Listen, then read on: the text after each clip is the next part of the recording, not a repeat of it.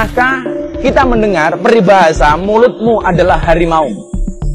Peribahasa ini menggambarkan bagaimana kemudian gara-gara mulut ini kita akan mempunyai persoalan gara-gara disebabkan karena lisan.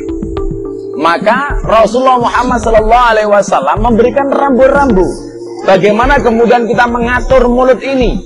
Salah satunya adalah dalam sebuah sabdanya Rasulullah Muhammad SAW bersabda, "Man kana yu'minu billahi wal yaumil akhir falyakul khairan aw liyasmut." Barang siapa beriman kepada Allah dan hari akhir, maka hendaklah dia berkata yang benar atau diam.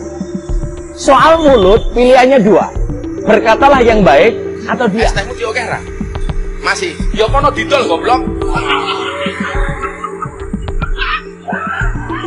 Kemanusiaan yang adil dan beradab. Banyak yang berilmu tapi tak beradab. Yang tak bisa jaga etika, minimal jaga cara bicara. Oh inget nih, jaga mulut dan beradab. Orang diam bukan berarti takut sama kamu, tapi harus meladeni perilaku kau yang ada kelaparan. Sampai kan? Gus, lu ceramah pakai kacamata gelap. Kayak Om Deddy mau podcast tengah lu. Kacamata lu kegelapan, jadi nggak kelihatan tuh harga diri orang. Tapi Gus ini maksudnya ngelawak guys ya. Nggak usah dihujat, jangan dihujat. Ketawain aja sambil nyawa ninja. Tebas dah diem-diem gitu. Nggak usah dihujat, capek.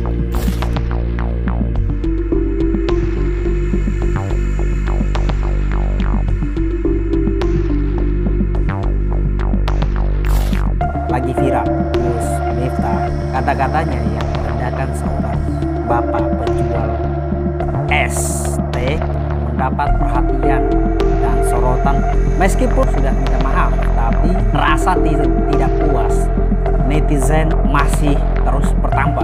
Ada petisi untuk pencopotan Gus Miftah dari jabatannya di pemerintahan. Nah, Gus Miftah ini di pemerintahan Bapak Prabowo sebagai utusan khusus presiden. Wah, ini jabatan yang sangat luar biasa sekali. Woi, es tehmu masih ada nggak? Masih. Ya dijual goblok. Ya dijual dulu. Kalau nggak laku berarti itu takdir. Nggak lucu. Lo yang ketawa-tawa juga pada goblok. Orang kayak gitu masih aja ditonton, masih aja dianut, masih aja diikutin. Siapa yang ngajarin manggil Gus? Adabnya aja nggak ada. Gue dulu juga pernah jualan es cincau. Zaman gue kuliah ya, cari lebihan. Awal-awal gue pernah ngerasain dalam satu hari jualan gak ada yang laku sama sekali es cincau gue. Itu gue sampai ngumpet cuman buat ngelap air mata gue yang jatuh. Setiap hari gue buka dari pagi jam 9 pagi, kalau sampai siang belum ada yang laku pasti air mata gue jatuh. Pasti gue ngumpet dulu di pojokan. Jadi gue tahu banget perasaan bapaknya itu yang nanggul es teh manis dan aqua di kepalanya itu. Daripada lo hina mending lo borong semuanya. Itulah ungkapan hati dari netizen yang merasa sangat kesal dengan apa yang diucapkan oleh Gus Miftah yang merendahkan pekerjaan seseorang.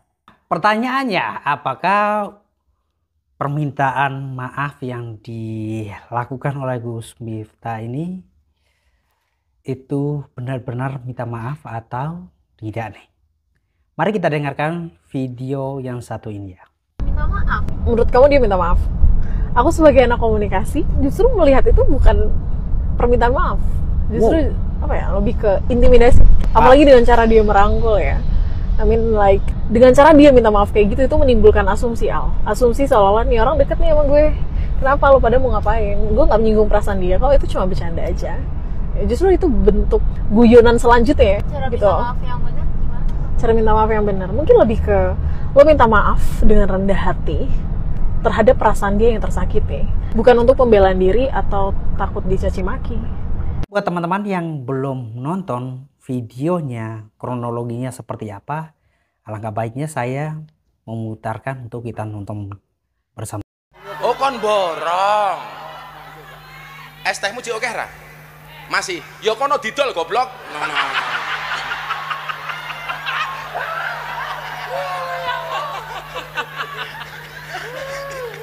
Dolen dhisik, engko lak rong payu wis takdir. Menurut saya di sini ya, bukan hanya saja Gus Miftah yang minta maaf, tapi orang-orang yang berketawa di sampingnya, mereka juga harus turut ambil tanggung jawab, minta maaf. Ternyata kasus ini mendapatkan sorotan dari beberapa pemuka agama ternama di Indonesia. Dan ini tidak main-main. Mereka pun ikut menyuarakan, bahkan menyindir sikap Gus Miftah ini. Hei Pak Miftah, yang di atas megang mic memberikan materi belum tentu lebih mulia daripada yang di bawah. Yang di atas koar-koar memberikan sebuah untayan nasihat dan menghujat seseorang belum tentu lebih baik daripada yang di bawah. Nilai kedudukan seseorang Allah yang mencatat. Itu yang harus kita ingat harusnya. Bercanda nggak begitu? Coba teman-teman, wahai netizen yang budiman, kalian bayangkan kalau kita ada di posisi si bapak itu. Kita lagi jualan es untuk menafkahi anak istri kita di rumah. Kemudian kita disebut goblok, dijadikan ajang untuk bercanda. Sakit nggak hati kita? Atau kita adalah seorang anak yang memiliki orang tua dagang es untuk menafkahi kita. Ibu menunggu membeli beras karena nggak ada uang, nungguin bapak pulang dari dagang esnya. Tiba-tiba masuk dalam konser acara atau tablik akbar yang dihadiri ribuan jamaah. Pematerinya bilang, mau diborong, ST-nya masih ada. Kalau masih ada, ya jual goblok. Kalau nggak laku, ya takdir. Sakit nggak hati kita? Mungkin orang tuamu bukan orang baik, tapi mereka pernah baik. Betul. Pasti. Betul. Karena kata Nabi Muhammad, mereka pernah mengandungmu, melahirkanmu, dan memberikan air susu pertama kepadamu. Yang itu tidak bisa digantikan dengan apapun. Dan lo perlu tahu bahwa kalau lo berbakti kepada mereka bukan karena mereka baik, tapi karena Tuhan yang maha baik menyuruh begitu kepada kita. Sehingga kalau kita taat pada Tuhan, kita akan baik kepada mereka. Adapun ketidakbaikan mereka kepada kita, itu adalah urusan mereka dengan Tuhannya.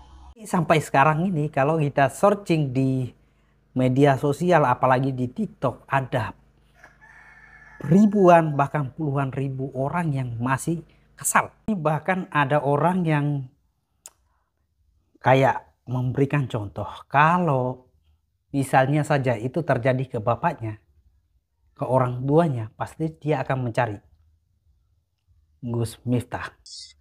Saya itu tersinggung sekali, saya tadi lihat video itu. Ande itu bapak saya tak kuah lagi tenan itu. Ande yang dihina bapak saya, malam ini juga tak datangi rumahnya. Saya itu yang bukan siapa-siapanya, Pak. Saya lihat video itu nangis itu. Orang golek nafkah. Ibaratnya orang miskin yang mau berjuang, kok dilecehkan kayak gitu tuh kan? Naudzubillah itu. Nah sekarang mubalik modalnya juga seperti itu. Gak tahu nyantri, gak tahu sekolah, gak tenanan itu ngaji, modal pinter ngomong Pak ya. Terus branding media, niku tim medianya itu yang luar biasa niku. Akhirnya dianggap Gus, dianggap Kiai Haji, terus jadi utusan khusus presiden bab toleransi. Oh dia sendiri gak punya toleransi kok. Ngajari orang toleransi itu pripun. Niku Pak Prabowo salah milih niku. Nggih. Nanti potong Mas ini videonya. Kirim tag Gus Miftah. Gus jenengan diwejang oleh guru saya. Apa dia bilang ya, kalau udah nggak laku ya takdir apa gitu pokoknya. Apa dia bilang takdir. Sebenarnya itu kalimat yang nggak pantas untuk seorang yang ngaku ulama terhadap orang yang kecil. Ya dia enak cari makannya ngomong. Ya dia enak cari makannya dengan ngomong. Si bapak nyari makannya dengan keringat. Kalau menurut Bunda lebih salut sama bapak ini. Karena dia mencari duitnya dengan menjual es jalan sana jalan sini. Dia jualnya dengan berusaha payah.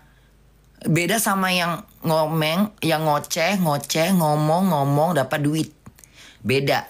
Apa yang diucapkan oleh Gus Miftah ini menurut banyak orang ya itu merendahkan Bapak penjual es ini. Tapi ada beberapa orang yang beranggapan bahwa itu adalah guyonan. Jadi sebenarnya memang karakter dakwahnya Gus Miftah itu seperti itu. Jadi kalau saya mau menyalahkan juga bukan kapasitas saya. Karena Zaidan, alasan dakwah itu nggak masuk akal kalau dijadikan pembelaan untuk melontarkan kalimat-kalimat semacam itu.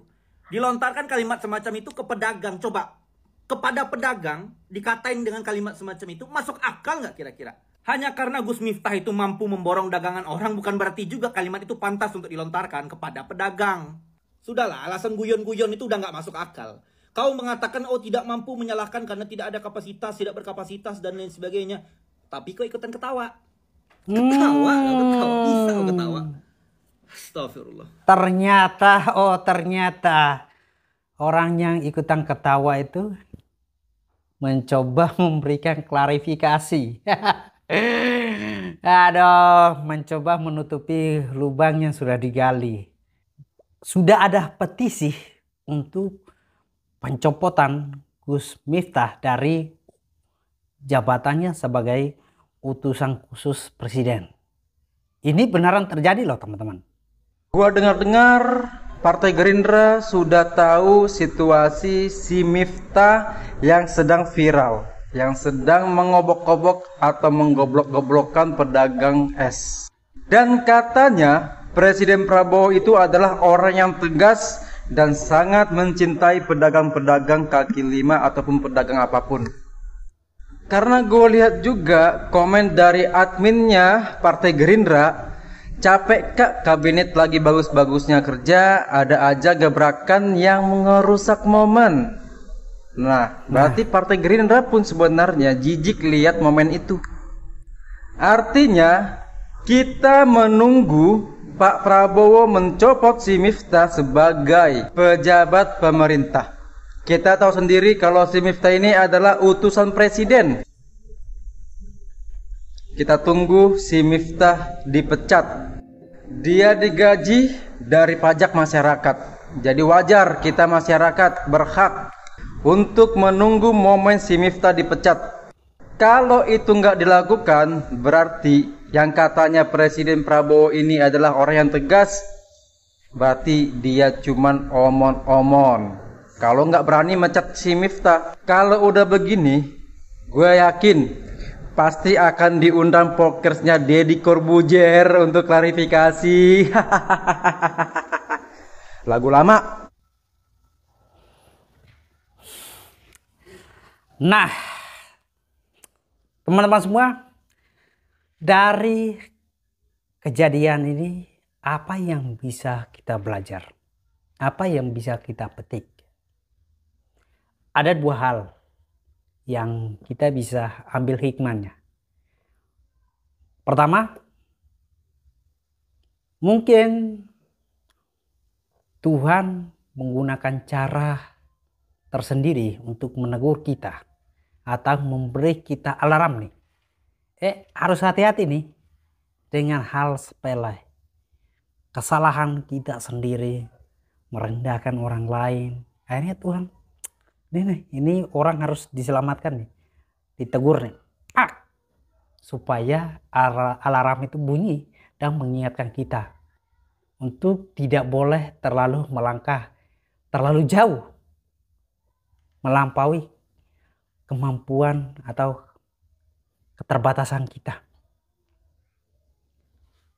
Yang kedua, Tuhan juga mungkin menggunakan cara dari masalah ini untuk mengangkat derajat hidup seseorang. Kita tahu bahwa setelah kejadian ini ada banyak sekali masyarakat Indonesia, netizen yang ibah menaruh rasa kasihan kepada Bapak penjual es ini dan mau membantu, mau menolong. Well, kita tidak tahu suatu saat kita berada di pihak yang mana. tugas kita sebagai manusia, kita hanya bisa mengambil hikmahnya saja.